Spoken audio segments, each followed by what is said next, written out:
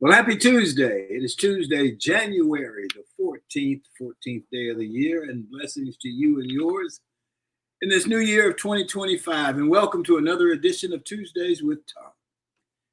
Well, King Day is upcoming. King Day, Martin Luther King Jr. Day. It's a federal holiday in the United States, observed on the third Monday of January each year. King was a chief spokesperson for nonviolent activism in the civil rights movement, which protested racial discrimination in federal and state law and civil society. The movement led to several groundbreaking legislative reforms in the United States.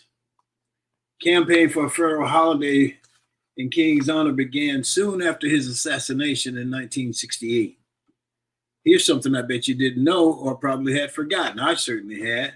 President Ronald Reagan signed the holiday into law in 1983, and it was first observed 3 years later on January 20th, 1986. At first, some states resisted observing the holiday as such, giving it alternative names or combining it with other holidays. Well, let's say what I was thinking. Official observance in each state's law as well as federal law occurred in 2000. History does matter. So Sam 00 Moore also passed this last few days. Sam 00 Moore, you may remember from Sam and Dave. Hold on, I'm coming. They sang.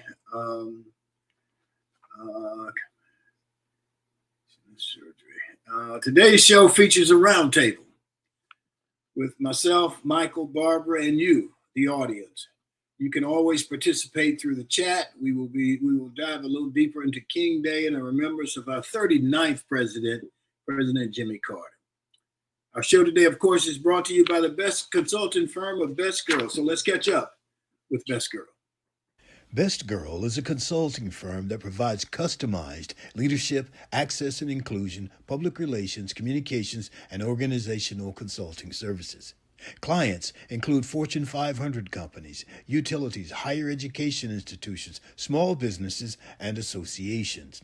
Best Girl's team of consultants, led by Joyce Gilly Gossom, Emily Hedrick, and Sean Jones, partners with business and education clients to promote organizational effectiveness, communication, motivation, and leadership, with always an impact on the bottom line. Best Girl's customized consulting services include strategic planning, corporate communication, executive coaching, fundraising, and economic development. Best Girl continues to customize the solution that fits your needs. So let's go to the round table and talk with Barbara Wallace Edwards and Mychal Walker and whomever else wants to chat with us this morning. Good morning, Barbara Wallace Edwards and Mychal Walker. How you guys doing? Good morning. Good morning, TG. Doing well. How are you, Miss Barbara? Doing well, sir. And yourself? I'm doing fine, thank you. Good. So, Barbara, what's happening in your world this morning? Well, Tom, we also had a death in my family this past week. This weekend, we buried my cousin, Della Stokes, who was the wife of Bunny Stokes. I don't know if you remember Bunny, but Bunny was the president of Citizens Federal Bank. Bunny. Yes, downtown Bunny. Yeah. Well, he passed away, several years ago in 2019. I did not know that, but yeah, yes. I like me and Bunny got along well. Yes. So his wife passed away, and the funeral was on Saturday. And amid all the ice and storms, the weather-related issues we had here, this funeral was scheduled for 11 o'clock and had to be delayed to 1 o'clock because of the road conditions. So it was a little treacherous, but thank God we made it through that. And I'm sending condolences to their granddaughter, Whitney. So you were related to Bunny? I was related to Della, his wife. Okay. Yes, Della was my cousin. Yes.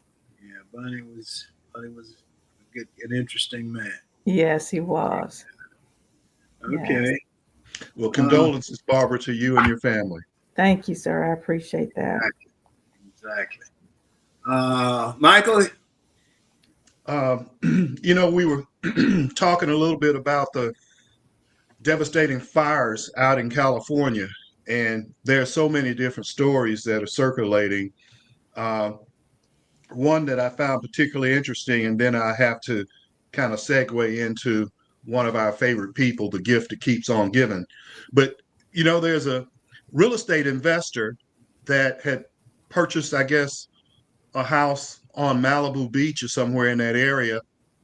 And from what he said, he was remodeling it, and he had put close to $27 million into the house. Jesus, what kind of house was this? Huh? What kind of house was I that? know. That's what I Some want to kind of know. mansion that's on a beachfront property. And he's a billionaire real estate developer and real estate broker and stuff. And he said that the house burned, and due to that, he had it insured, but he will only get about $3 million. He had planned on putting it on the market for $40 million later this spring. And at the moment, he is paying $100,000 a month in property taxes and mortgages on the property. And they have like a state type of property insurance out there in Florida, because so many of the commercial insurance companies pulled out. You mean California? In California. I mean, Right. California. Right. And that's going to happen in Florida too. They're probably going to do that there. Right. But anyway, as a result of that, he's only going to get $3 million. So explain again why he's only going to get $3 million? Because none of the companies would insure the property for its full value. Wow. Yeah. Why would people want to live there then? I mean, again, if something happens, you're not going to be able to rebuild your same property. Yeah, well, that's part of the issue. They have put a moratorium out there that will not allow any insurance companies to pull out now. Right. And a lot of insurance companies canceled people's insurance 3 or 4 months before the fire started. I read that. So, and you think about this, you would say, well, I didn't have a claim. There were no losses. I paid my premium. Right. But you cancel my insurance, and now I lose my home. I have no insurance, and I can't get my money back. Well, see, the insurance company is going to say, well, the premiums you paid was for the coverage while you had insurance. But they didn't use the loophole. Right, that they didn't use. So that they didn't use. They should be able to at least get that money back, if nothing more. Yeah, they're going to have to kind of rethink this situation. And that's a big thing here in Georgia. And we're going to be working on this from a legislative standpoint regarding premises liability. And it's impacting people that live in apartments and businesses and stuff, where somebody gets hurt on your property, whether you were involved or not, you are held liable for it. And insurance companies, a minimum is $600,000. And to give you an example, there's a location here called Manual Tavern. It's a political hotbed for the Democrats and stuff. Well, there was a guy that was a patron there. He was leaving. He went out into the parking lot to go home, and there was a guy in the back parking lot trying to break in cars. He tried to stop the individual. The individual shot him. Oh, man. The insurance company for Manual Tavern paid that, went to court and just got rid of it and said, we're guilty. We got to take care of it. Whether you had anything to do with it or not, you're not responsible for this man that was breaking in cars, but it happened on your property. As a result, his insurance rates went sky high. Wow. And so now he's having to charge more in order to pay his insurance premiums. So there's a lot of things that has to be looked at and reworked when it comes to insurance, both on health side as well as on property side. Yeah, right. And, I said I was going to segue into it. Your favorite politician now is Marjorie Taylor Greene. She has said I thought you were talking about the other favorite one. Yeah, there's probably 2 or 3 other favorites. You banned him from being discussed. So since you banned him, I'm going to the other star. There's still another one, Michael. There's still another one. But go ahead. Oh yeah. TT, Tommy Tuberville. Yeah, Tommy. Yeah. But we're talking about MTG right now. Okay. She's saying the government controls the weather, they made the hurricanes and all that stuff. Why won't they go ahead and make it rain so that we can put out the fires? Where do these people get this stuff from, Mychal? She put this out. And what she's talking about is a process they call cloud seeding. Right. Whereas, and it was developed in the 1940s, and it's where they can go, from the ground, they can use generators or they can use planes to kind of disperse silver iodide, potassium iodide, and even table salts into the clouds. Right. But it has to be moisture and what have you. Right. And that will just cause the rain to fall in a localized area. Right. They can't do what she's saying they could do to put out the fires in in California. And so the people from they kept saying, well, who is they? Who are you talking about? Who's they? And actually, she's talking about the National Oceanic Atmospheric Administration. And they're saying we can't make it rain. You got to have moisture in the air. It doesn't work in a dry climate like California where there's no moisture. Okay, so you got to have some type of water in order for us to get it to fall and what have you. And it's so funny. Biden said, you got to stop this stuff. It's just so stupid. Just stop it. And a guy that's a meteorologist said, please keep the politicians away from the weather. Keep politics entirely out of it. This is exhausting. That Mychal, you talk about Marjorie Taylor Greene and her friend TT, Tommy Tuberville, say something just as stupid. He's blaming the disaster of the fire on DEI, saying that because they haven't had enough white firemen, that's why they cannot control the fires in California, that they are hiring people who don't know how to control the fires. If they just hired more white men, then they'd be able to control them. And it's just stupid things. I'm like, where do they get this stuff from? This is a serious matter. There's at least 24 people that have died in these fires in California. So it's almost like they're making a joke out of it. But I'm not sure. Maybe they are just that stupid and believe those things that they're saying. I don't know. Hey, like I said, when they have an election in Alabama, if the polls close at 6, at 6:30, they can call the election. You're I can't believe absolutely we won right. in the first place. I know. The man doesn't even live in Alabama. He doesn't live in Alabama. You're right. He's a resident of Florida. You're right.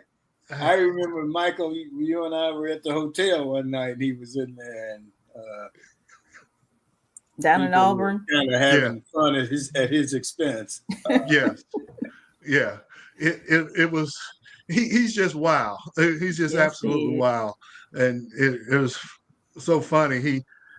I saw him down there at one of those other locations, and he came and he talking about, you making people our age look bad the way you look and stuff. He was talking to you, Mychal? Yeah.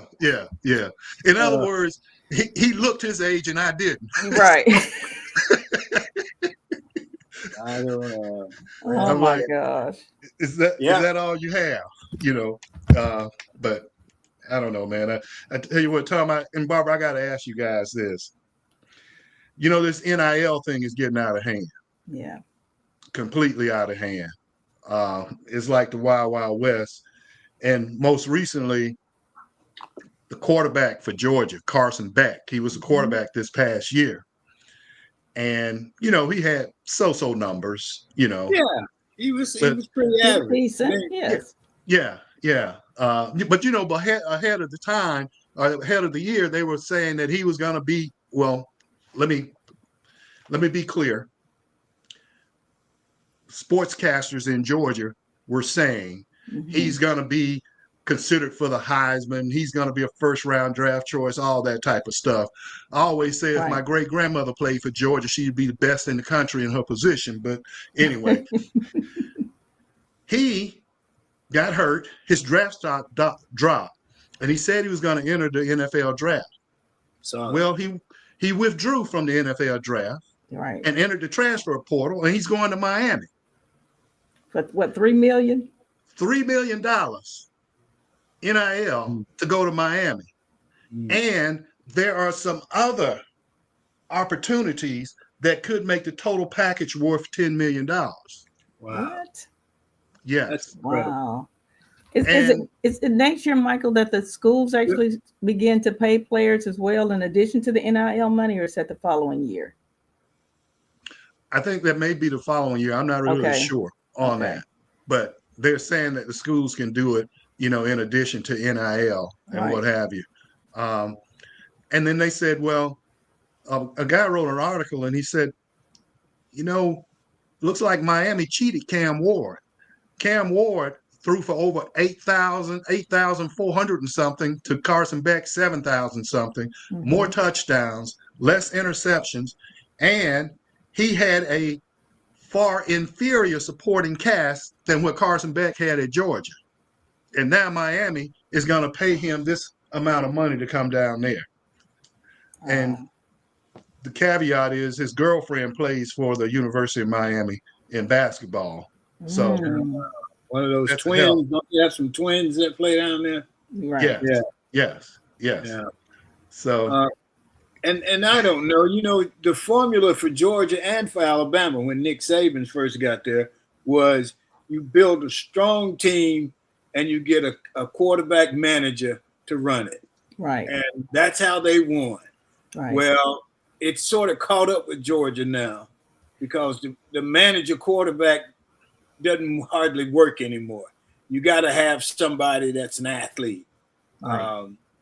And to me, that's what happened to Georgia in the last couple of years. The formula has changed.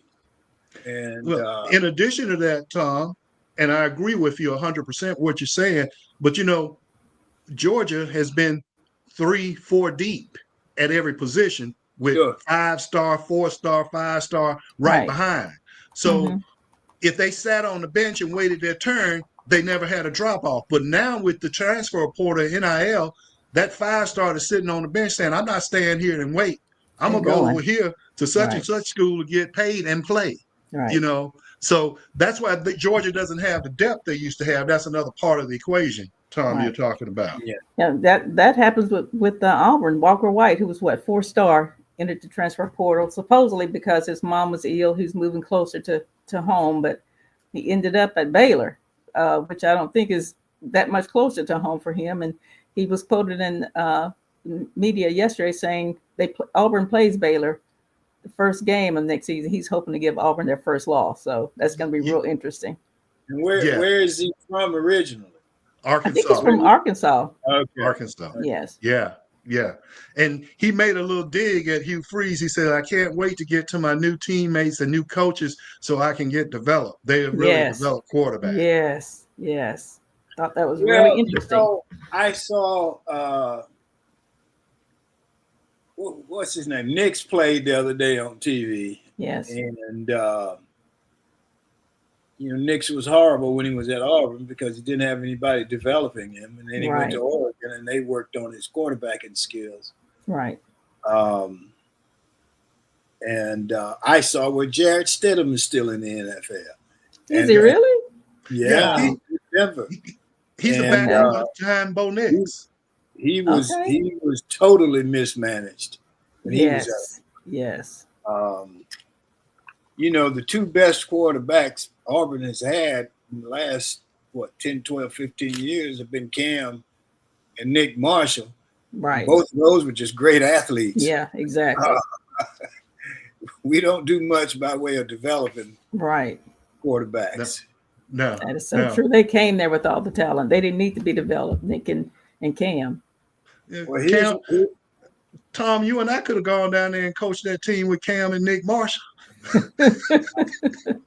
I think we could have. Yeah. And won a national championship. You just go there and say, Cam, what you think? What you want to run? Right. I don't know if you all remember, but the first game that Cam played in at Auburn, and we were playing it was the first game of the season, which is normally, of course, it's not an SEC. It wasn't a nationally ranked team. It was, Wake Forest or someone, but they were almost beating us. I mean, it was third quarter before Auburn really came out and started doing something. It's almost like Cam just took over. I don't think he was even looking to the sidelines anymore. You could see the difference in when they were sending in plays and when he just started making plays. So yeah, he came there with all the talent. He didn't need to be coached, and I think that was the difference in that year. Nick Marshall as well. Right. Yeah.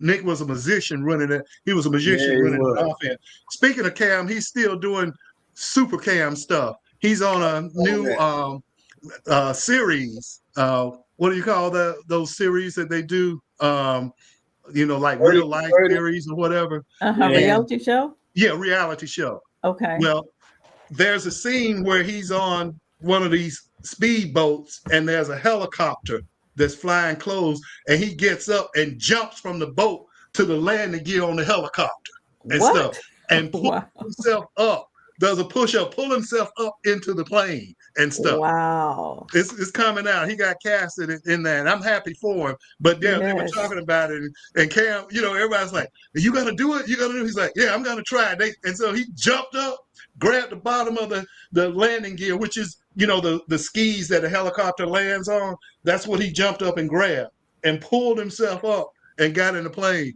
And then he was so happy and pumped up that the man driving the plane said, "Be quiet. You got to be quiet. Stop yelling." Yeah, Emily has in the notes that the show is called Special Forces. She said they watched it last night. Yeah, that's cool. No, Emily said she watched it. That's cool.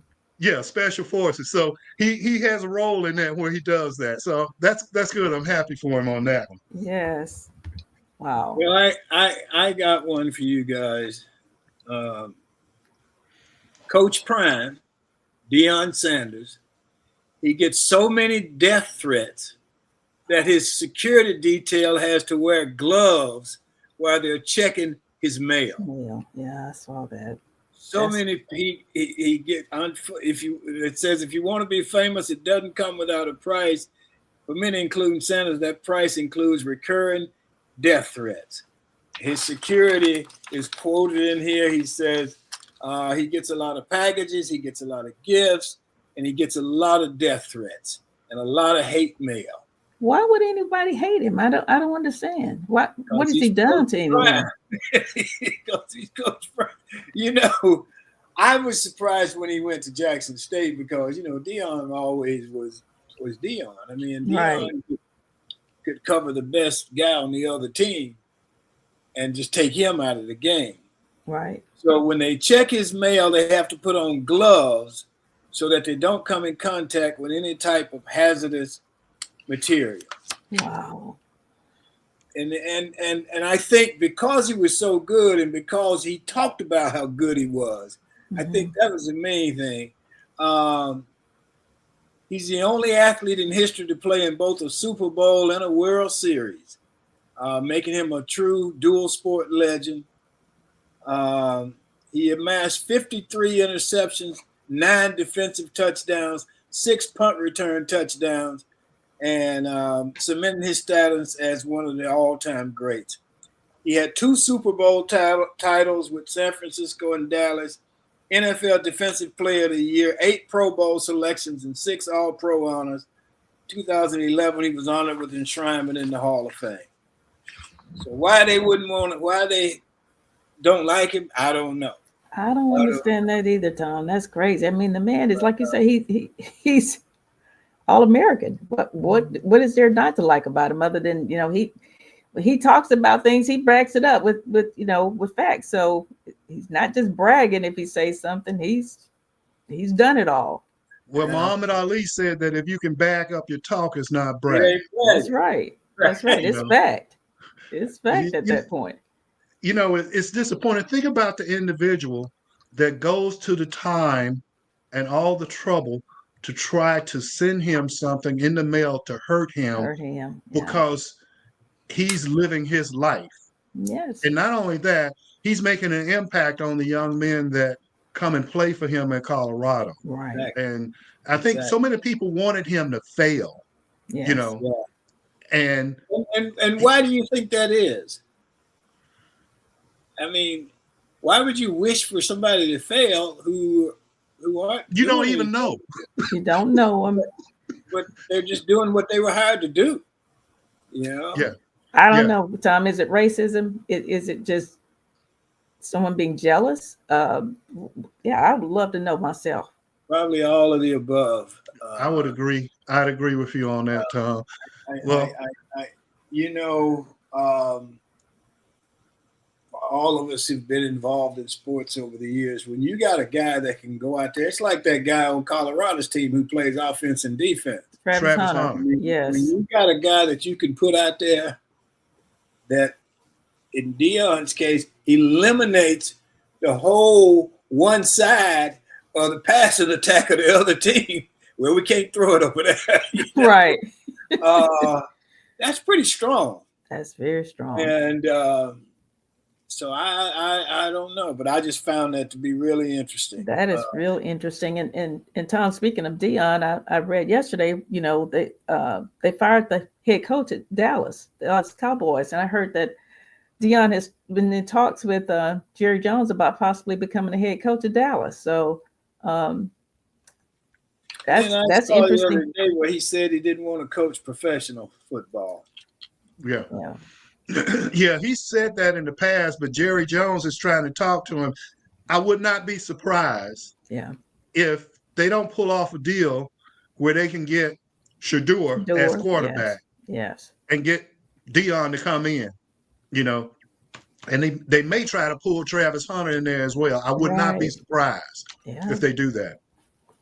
I agree.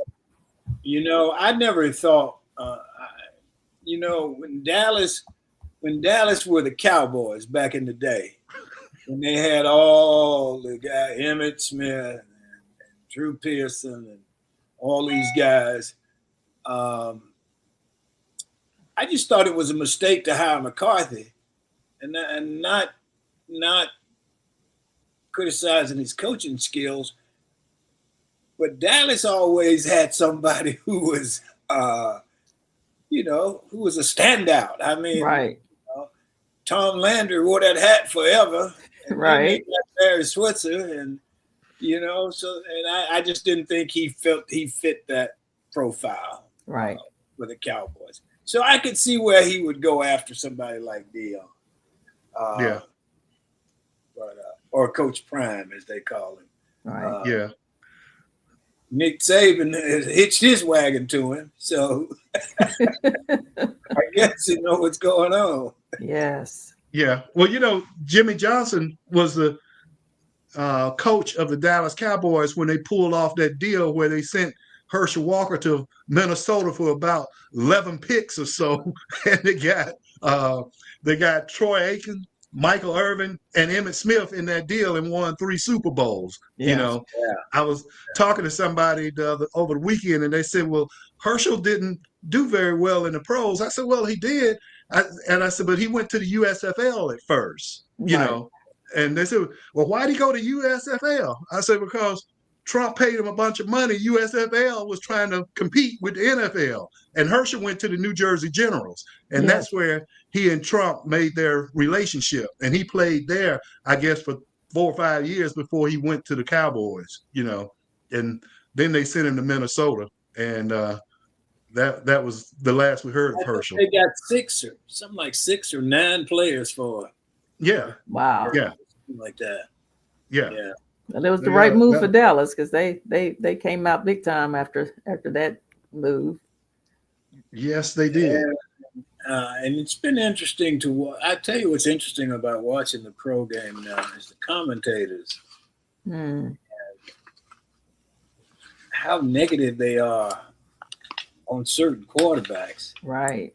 And how they're not that negative on other quarterbacks. Yeah. I mean, I'm watching that guy from Minnesota last night, and he couldn't play for John Carroll. And, they were revving him up, weren't they? But you know, he'll be back out there next week. Yeah. And they out. Yeah. Well, next year he'll be back. Next year. Right. And you know, I watch Russell Wilson play. Mm-hmm. I don't know what they got. I guess Russell Wilson beat the system in terms of the money, right? You know, because he's getting $36 million this year, and I think, and that's from Denver. So Pittsburgh only has to pay him $1 million.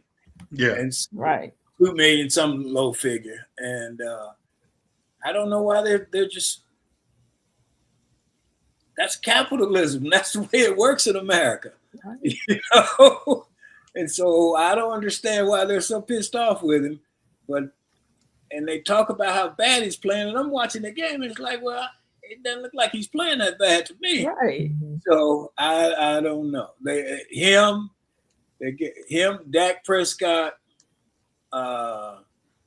some of the court, they just never let up on him.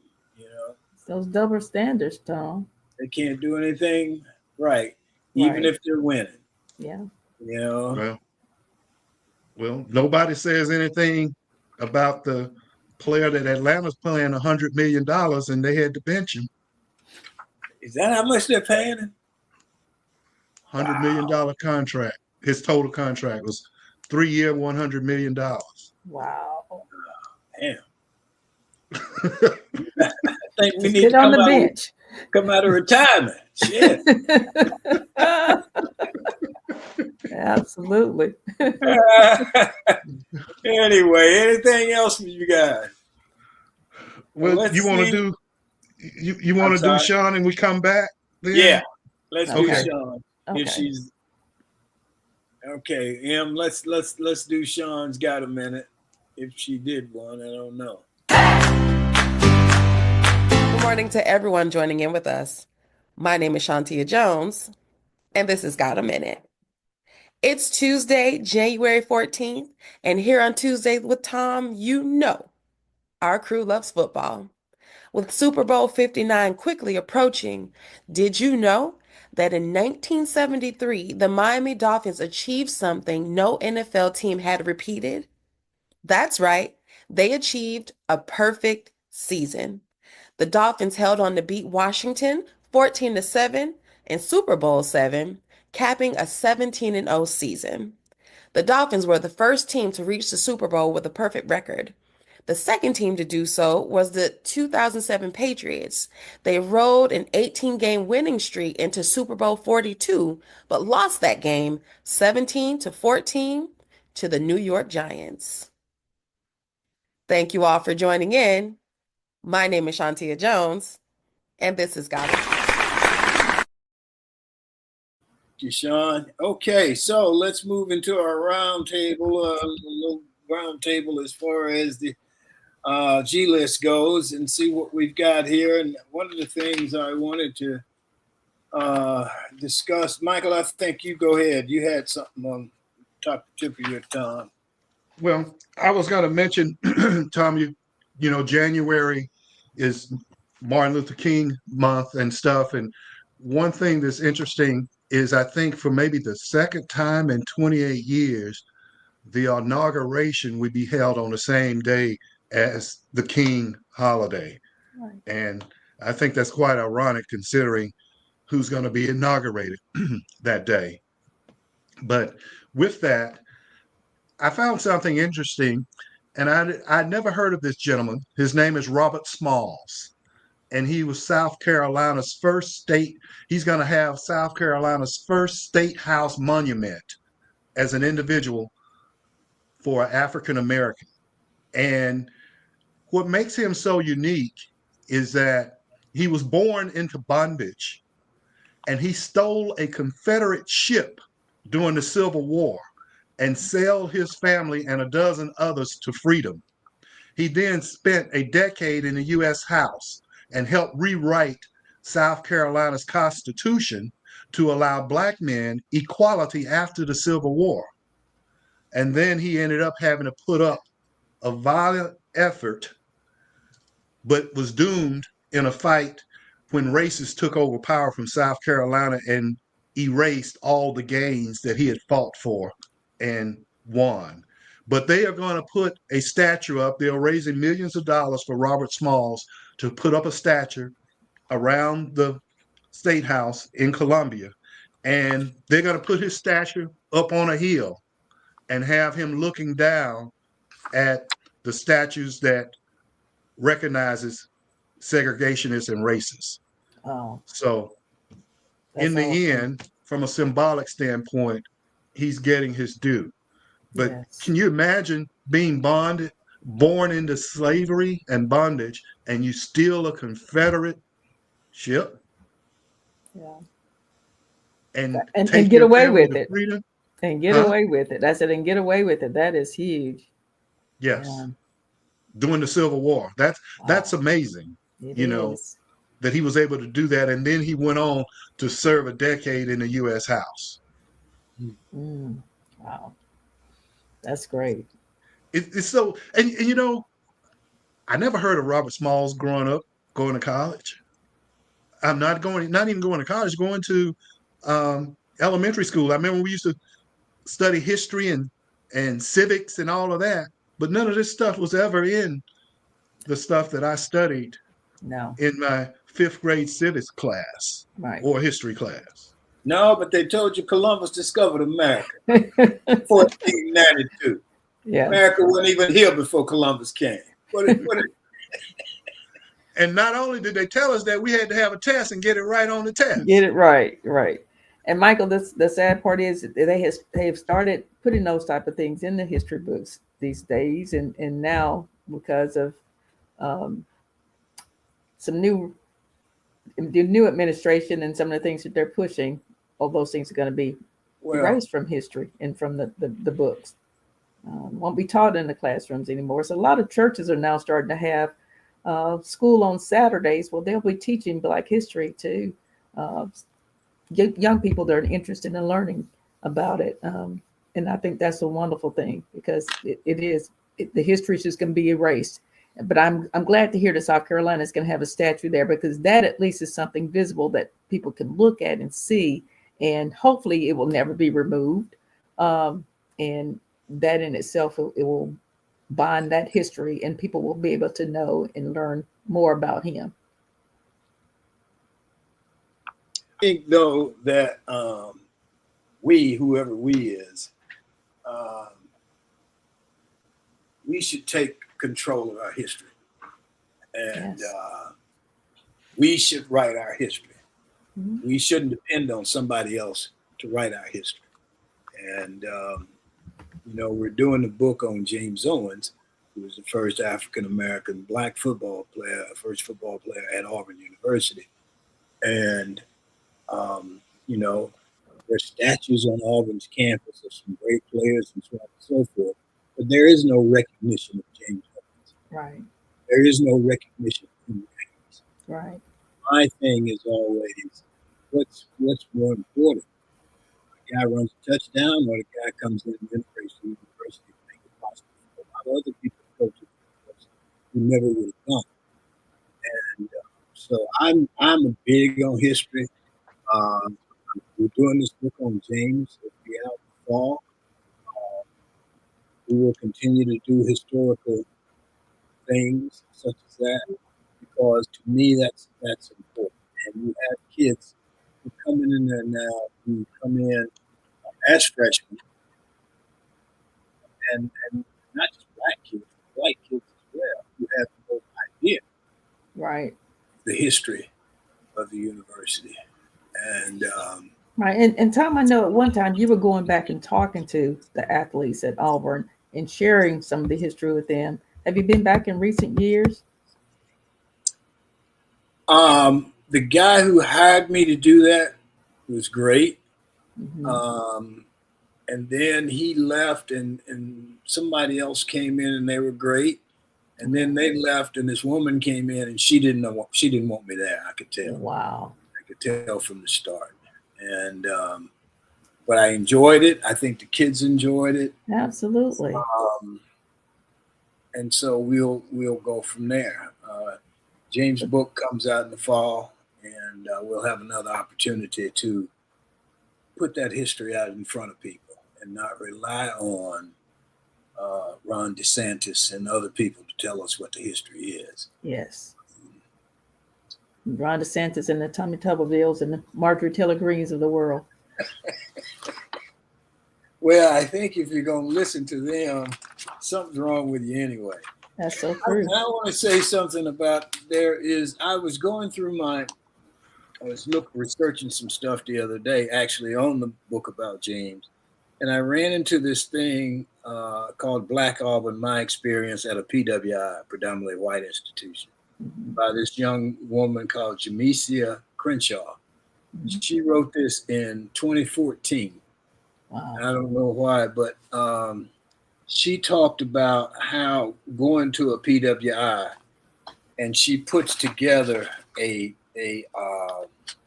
roadmap, so to speak, of how to make that work for you. She said none of her family members attended a PWI, so she didn't know what to expect before she went to Auburn. And if you know Auburn, we still got this issue with the low number of Black students, Yes, and so forth.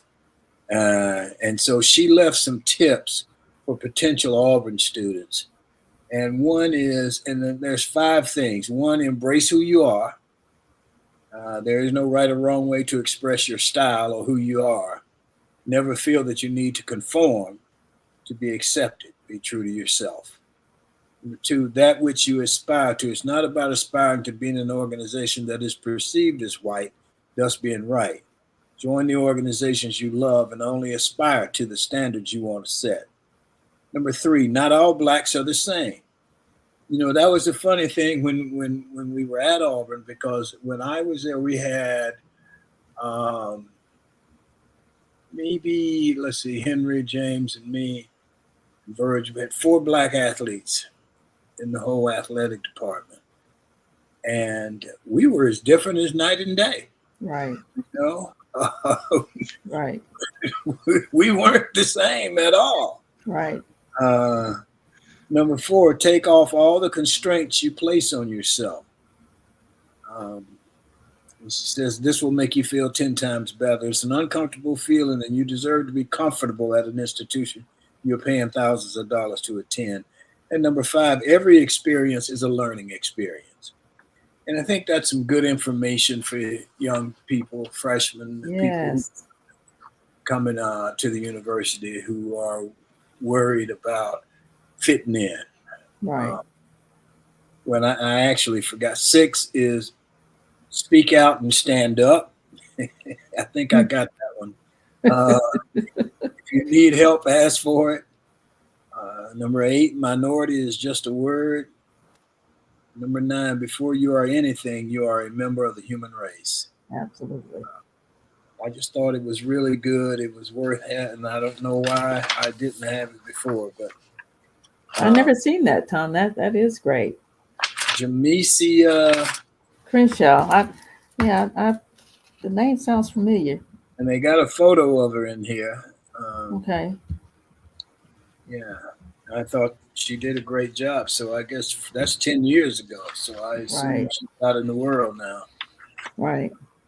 Maybe we can find her, invite her to the show or something. I'll have to look and see what I can Okay. find.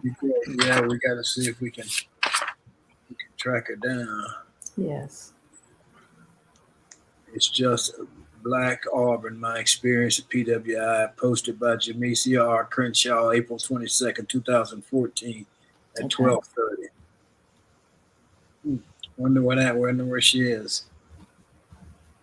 And she starts out, she says, I'm not going to sugarcoat things and make you believe Auburn University is a utopian institution full of joy and happiness for all.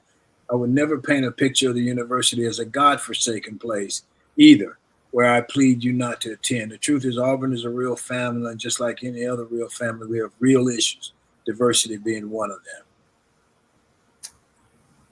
Yeah. And I don't remember what the numbers for enrollment of Black students in 2014 or whenever Jamesia was there, but I don't know if you saw the article recently, Tom and Mychal, where they looked at all the schools in the state of Alabama, and Auburn is the only school, Auburn University main campus, as well as Auburn Montgomery, the only schools, colleges in the state of Alabama that had a decrease in minority enrollment in this past year. I thought that is Particularly Black enrollment. the Black enrollment. That's what I'm talking about. Overall enrollment increased. Black Yeah. enrollment is what It's declined. not minority, because then you get into other groups, whatever. Right. That is so true. Yeah. Anyway, True. okay. Let's move on. We got to get going here. So I'm going to move on to the closing comment, and then because I'd like for us to discuss this. Back in what was it? May, maybe it was June. My friend Robert and I went on our bucket list trip to Memphis. It was a great, great trip. It was a memory. We went to the Lorraine Motel is now a museum. Right. And it's really, really awesome. And they did a great job with the April 4th thing, which is of course the day he was assassinated. And I don't know if you guys, but I've always since it's Dr. King's Day is coming up and we're a little bit ahead of it, but there's a book called A Testament of Hope, and it's the essential writings of Martin Luther King Jr. And his works on nonviolence, racial integration, human brotherhood, social justice, and defining the conscience of a nation. And he has titles such as I've Seen the Promised Land. My favorite is The Drum Major Instinct. And it's a great book. I pretty much, I use it when I go out and give talks, and it's just an interesting piece. And I'll just tell you, there's some of the quotes from Dr. King are, the time is always right to do what is right. Our lives begin to end the day we become silent about things that matter. Faith is taking the first step even when you don't see the whole staircase. Mm-hmm. We must accept finite disappointment, but never lose infinite hope. Darkness cannot drive out darkness. Only light can do that. Hate cannot drive out hate. Only love can do that. And change does not roll in on the wheels of inevitability, but comes through continuous struggle. And the last one is, the function of education is to teach one to think intensively and to think critically. Intelligence plus character. That is the goal of true education.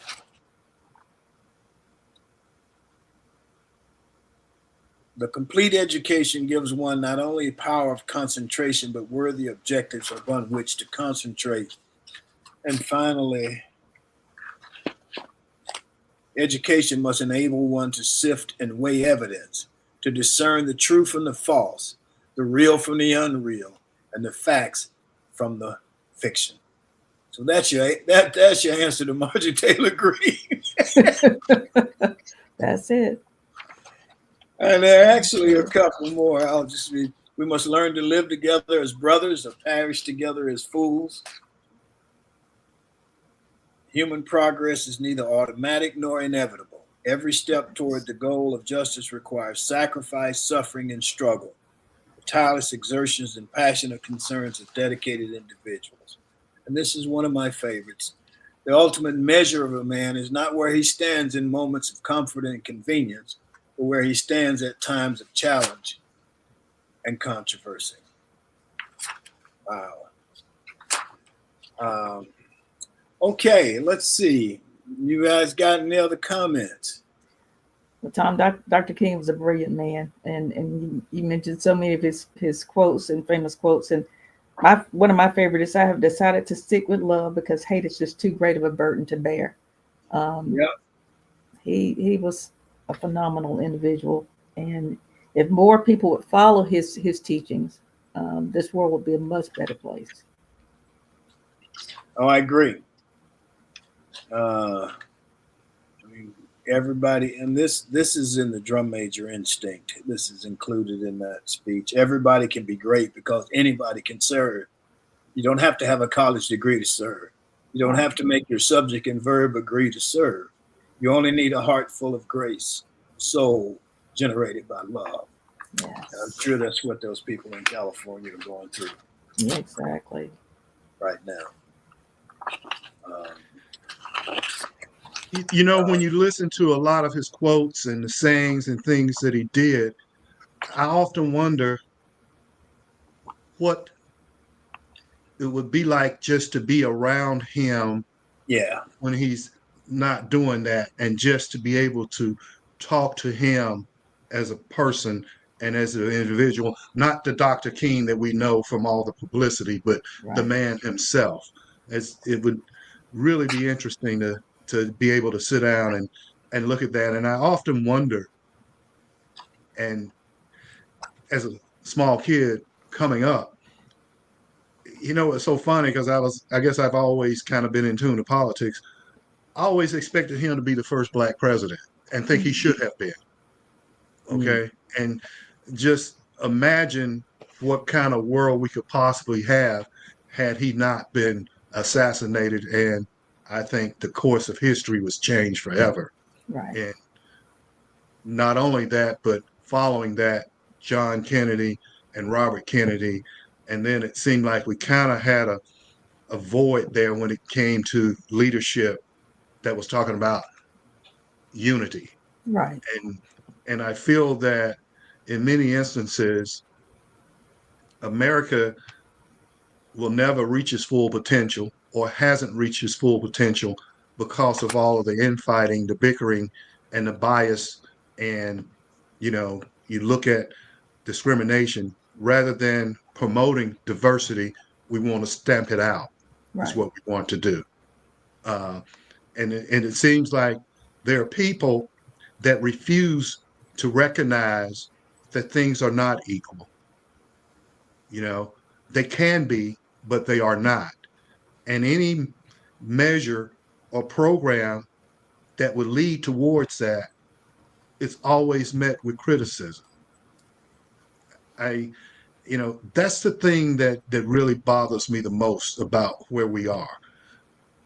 And they always talk about the enemy from within, and they're always talking about our adversaries or people like China, North Korea, Russia, and everybody that's against us. I venture to say that if we were to come together as Americans and treat everybody equal, we wouldn't have to worry about our adversaries. Right. You know, their goal is to make us tear ourselves apart from within. And that's exactly what's happening. Yeah. I agree with you, Michael. Absolutely. Um, Yeah. Go ahead, some, Barb. I was going to say some people, base their popularity and their hope on separation and injustice, making sure that there's no equality. And I for the longest, I just could not understand. I still don't really fully understand it because my brain doesn't work that way. But I think people do that out of fear that they're going to lose something. It's going to hurt them and their families in some way. And or if everyone is equal, it's a sad situation, but that's the only logical thing that I could think of that they could possibly have in the back of their mind as to why they're being so biased and causing racial hatred. And I don't know. Where does all this hate come from? It's a good question. I don't know. I just know that the man didn't preach hate. The man preached love. The Right. man didn't preach violence. He preached nonviolence. Um, there were just a lot of things that he was about. Um, and one of the things that really, I think, sped up his murder was the speech he gave in New York about the Vietnam War and how Right. unfair it was. Right. And not too long after that, he was assassinated. And, and then when we are told stories that James Earl Wade did it, and then he drove all over the damn country, went all to Europe and all that stuff. And there's just no way possible that all that could have happened Right. with a guy who was a low-level criminal. Yeah. Um, so yeah, I've always enjoyed his stuff. I will continue to read it. If you read that that I think it's the drum major instinct, which came. Well, one of them came the night before he was killed, and he pretty much predicted his death. And so I will say this: if you ever have a chance to go to the Lorraine Motel in Memphis, the Lorraine Motel Museum now, it's very well worth the time, and it is history, and it's a part of history that we should be ashamed of. You know, when you're in that motel, and they have the room. I thought we had it, but Sean's not here. You have the room and how it looked the night he stayed in. Wow. There it is right there. And thanks, him. And, you know, and if you look directly across the street was the boarding house where supposedly the murderer was. And it's just hard to believe that this happened in the United States of America. Right. Same way with John Kennedy. So anyway, we can continue to talk about King, you know, for the whole month. And I don't know, you know, some people get offended when you talk about King. I don't know why. I don't see anything that he did that was evil. I didn't see him saying stupid stuff like Tommy Tuberville says and like Marjorie Taylor Greene says. He basically said things that were good for all of us, Right. regardless of who you were. And I remember the night he got killed, man. I was trying to get home from football practice, and we were having spring training practice.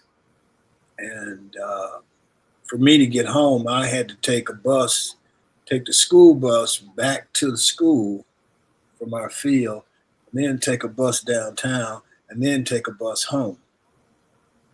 And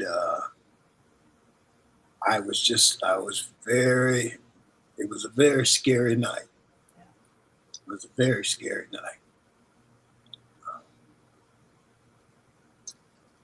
But fortunately, Birmingham didn't have the riots and the trouble that a lot of the other cities had. And fortunately, Robert Kennedy gave a talk that basically calmed things down. He talked about, he knew people, I think he was in Indianapolis. He talked about the people that he knew people who were upset. He couldn't blame them for being upset. But he reminded them that his brother had been killed, had been assassinated. And so it was something that, you know, everybody pretty much had to deal with. Mm-hmm. So anyway, we'll talk about Dr. King further this month. Anything else? Okay, Only other thing let's move on. Go ahead, Barbara. I was just going to mention the national championship game, college football championship game is going to be held this Monday in Atlanta with Notre Dame and Ohio State. So who you got? I'm pulling for Notre Dame. Okay, Michael. I'm leading Notre Dame way. I'd like to see Marcus Freeman win it. I know they're the underdog and what have you. Yes. I'm happy with the success that he's had, you know. And I remember when he first got the job and all these critics were coming out talking about he wasn't the person for the job and, you know, everything they can come up with, just like with Dion. But now, 3 years afterwards, think about this now. Brian Kelly, who's at LSU, was at Notre Dame, you know, and they played Alabama in the national championship and it wasn't even close. And he left Notre Dame to go to LSU. And within 3 years, Marcus has gotten them back in 3 years. to where they were after Brian Kelly had been there for quite some time, you know, and he's done a great job. And I think the thing about it is his players respect him and his approach to things, and the discipline that he instills in them. Right. And that's a good thing to see. Yeah. Okay. Anything else for you guys? All right. Well, we're gonna move on. We move further into January. But that's it for our show today for January 14th in the new year of 2025. Remember, a day without a smile is a day wasted. Enjoy yourself. Make every day count. Stay safe. Peace.